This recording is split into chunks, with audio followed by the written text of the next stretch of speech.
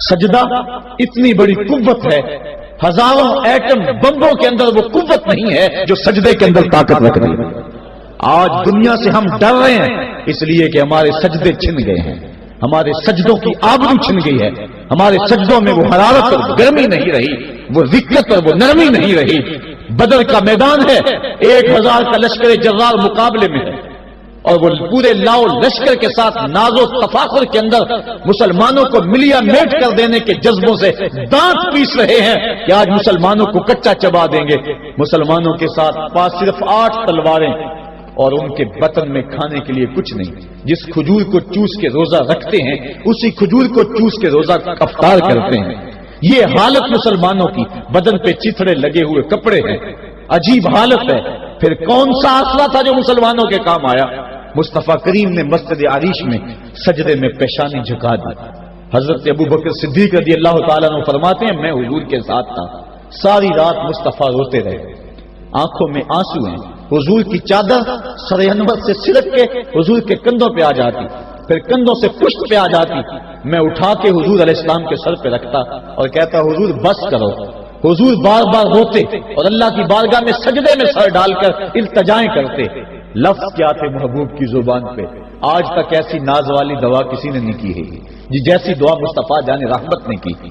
مصطفیٰ کریم سجدے میں سر رکھا ہے اور کیا کہا؟ اللہم ان تہلک ہذہ العصابہ لم تعبد فی الارض ابدا۔ میرے مالک میں نہیں کہتا کہ ان لوگوں کو بچا لے، دیکھ میری زندگی کی کمائی یہی 313 ہے جو میں تیری چوکھٹ پہ لے کے حاضر ہو گیا ہوں۔ میری زندگی کا کل اثاثہ، میری زندگی کا کل سرمایہ کوہ ابو قبیس پہ کیے گئے درسوں کا نتیجہ، عکاظ کی منڈی کے اندر دیے گئے درسوں کا نتیجہ، اور ذی المجال کے میلے میں تیرے دین کی تبلیغ کا نتیجہ، طائف کے بازاروں میں پتھر کھا کھا کے جو تبلیغ کی اس کا نتیجہ، رستے میں گڑے، رستے میں بچتے ہوئے کانٹے، اور مکے کے بازاروں میں میرے بدن کے اوپر پڑتی ہوئی اوجریاں، میں نے پھر بھی تیرا کلمہ بلند کیا۔ میرے مالک میری پوری زندگی کا گداز، میری پوری زندگی کا سرمایہ، میری زندگی کے آنسو، میری زندگی کا رونا سینے حرم کے اندر کعبۃ اللہ کی چھاؤں کے میں سجدے کر کر کے، کوئی کبھی میں نے عمر مانگا، کبھی میں نے حمزہ مانگا، تیرے دین کے لیے میں نے جو ایک ایک کر کے تنکا جوڑا اور یہ چھوٹا سا گھونسلہ بنایا۔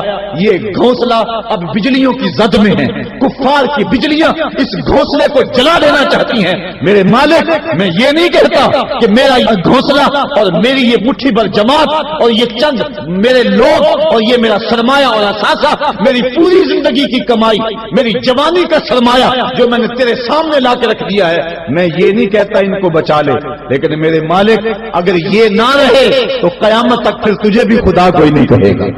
ان تہلک ہذہ العصابہ لم تعبد فی الارض ابدا، اگر یہ نہ رہے تو قیامت تک تیرے نام کے ڈنکے بجانے والے بھی دنیا پہ نہیں ہوں گے۔ یہ حضور نے اللہ کی بارگاہ میں دعا کی اور سجدے میں سر رکھا ہے۔ حضور علیہ السلام کی آنکھوں میں اشک جاری ہیں، سجدے سے قوت حاصل کی جا رہی ہے۔ دشمن کے مقابلے میں مصطفیٰ کریم سجدے میں سر رکھ کے اللہ سے آرزو کر رہے ہیں۔ حضرت سیدنا صدیق اکبر فرماتے ہیں اچانک حضور نے سر اٹھایا، میں خوش ہو گیا کہ حضور کے چہرے پہ مسکراہٹ تھی۔ حضور مسکراتے ہوئے فرمایا ابشر یا ابا بکر ھذا جبریل آخذ بعنان فرسہ، ابو بکر بشارت ہو، وہ جبریل اللہ کی مدد لے کر آ گئے۔ تو یہ سجدے تھے جن سجدوں نے ظالم اور جابر قوتوں کا منہ توڑ کے رکھ دیا۔ حضرت علی المرتضیٰ روایت کرتے ہیں رضی اللہ تعالیٰ عنہ، فرماتے ہیں میں نے ہاتھ میں تلوار تھامی اور میدان میں کود پڑا، میں نے کئی کافروں کو واصل جہنم کیا، پھر پلٹ کے دیکھا کہ میں حضور کی زیارت کر لوں، لیکن مجھے حضور نظر نہ آئے۔ میں نے ڈھونڈا تو ایک سمت حضور نے پیشانی سجدے میں رکھی ہوئی تھی اور زبان پہ لفظ تھے یا حیو یا قیوم، یا حیو یا قیوم۔ حضور یہ پڑھتے جا رہے تھے، یا حیو یا قیوم کا وظیفہ پڑھتے جا رہے تھے اور سجدے میں پیشانی تھی حضور کی۔ میں پھر دوبارہ آیا اس سجدے سے جوش لے کر، اس سجدے سے گرمی اور حرارت لے کر، اور پھر دشمن کی صفوں میں کود گیا۔ میں نے ایک کافر کو واصل جہنم کیا، پھر زیارت کے لیے واپس آیا، دیکھا تو پھر سجدے میں حضور نے سر رکھا ہوا ہے اور یہی کہہ رہے ہیں یا حیو یا قیوم، یا حیو یا قیوم، یا حیو یا قیوم برحمتک استغیث۔ یہ جملے حضور کی زبان پہ ہیں اور سجدے میں حضور کی پیشانی۔ میں پھر گیا، پھر آیا، کئی بار ایسا ہوا میں کافر کو قتل کرتا پھر آتا حضور کو سجدے میں دیکھتا. فرمایا پھر حضور نے تلوار تھامی اور مصطفیٰ کریم میدان جنگ میں کود پڑے. لوگ بڑھ چڑھ کے دشمنوں پہ حملہ کرتے تھے، لیکن جو سب سے آگے کافروں کی صفوں میں کود کے حملہ کر رہا تھا وہ آمنہ کا لال محمد مصطفیٰ صلی اللہ علیہ وسلم. تو سجدے سے وہ قوت ملتی ہے، سجدے سے وہ نور اور روشنی ملتی ہے کہ پورے زمانے میں اجالا کیا جا سکتا ہے. آج 56-57 اسلامی ملک دنیا کے سامنے رسوا ہو رہے ہیں اور دنیا کے سامنے سجدہ ریز ہیں، اس لیے کہ وہ ایک خدا کے سامنے سجدہ کرنا بھول گئے ہیں.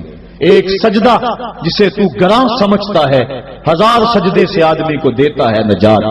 آؤ اس کے حضور جھکو، اس کے حضور جھکنے والا کسی کے آگے نہیں جھکتا.